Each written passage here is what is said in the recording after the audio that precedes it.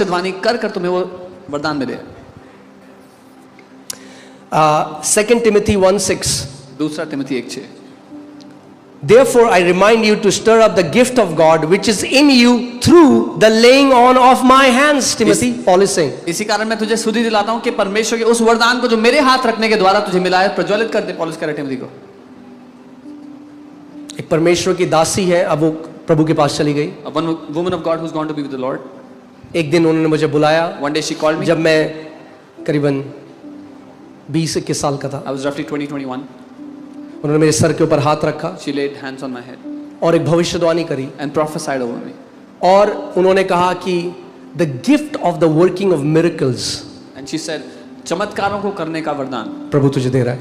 God is giving to you. जो आप यहाँ देख रहे हो ओवरी बनते हुए, ये चंगाई नहीं है, ये मिरेकल है। What you are seeing here happening, ovaries being formed, is not a healing, it's a miracle. Amen. And I received it that day. और मैंने उस दिन ये पाया था।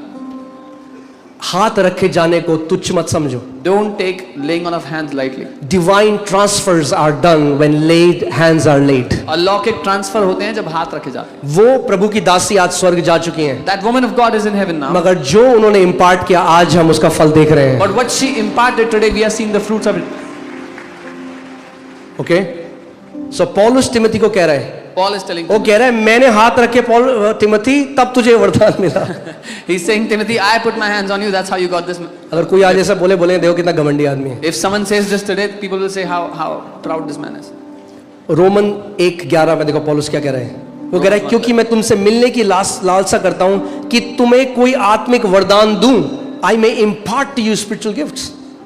So Paul knew that he can impart spiritual gifts to people. पौलुस ये जानता था वो आत्मिक वरदान दे सकता है हाथ रख के। So हाथ रखने से आत्मिक वरदान ट्रांसफर हो सकते हैं। Spiritual gifts can be imparted by laying hands.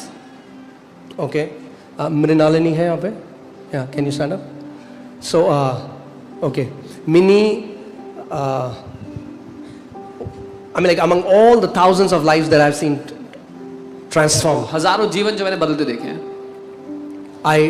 Her life stands out उनका जीवन मुझे अलग नजर because I knew Minnie as a very casual Christian. मैं मिनी को एक बहुत ही गुनगुनी मस्ती की तरह जानता था। Okay, very casual. बहुत ही casual. और एक दिन Minnie I One day she came.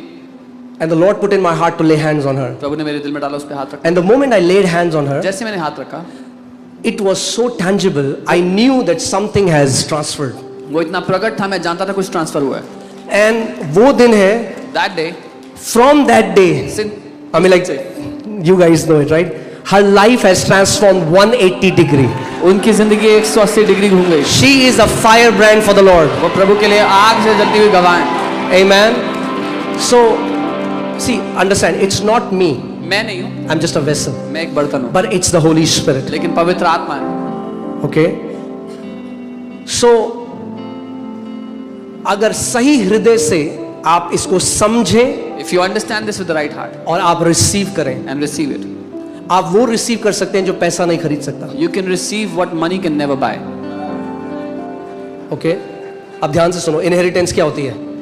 मैंने मेहनत करी अगर किसी चीज के लिए, If I labored for something और मैंने कुछ कमाया, and I earned something और मैंने घर बनाया, and I made a house, अब मेरे बच्चों को, एलियाना, अमाया और जूडा को मेहनत नहीं करनी उस घर में रहने के लिए, उन्हें मिरास में वो घर मिला है। now my children Eliana, Maya, Judah don't have to labor to live in that house. They got it by inheritance. कई परमेश्वर के दास हैं जिन्होंने सालों परमेश्वर के साथ घंटों बिताए, उनको परमेश्वर ने एक अनुग्रह दिया, मगर वो लोग जो सही तरीके से अधीनता में आए, उन्हें वो मिरास की तरह वो अनुग्रह में मिल गया। Many men and women of God labored for hours and years in the presence of God, and they got an inheritance which many people, when they submitted to them, they received it. Okay, ये kingdom है। This is the kingdom.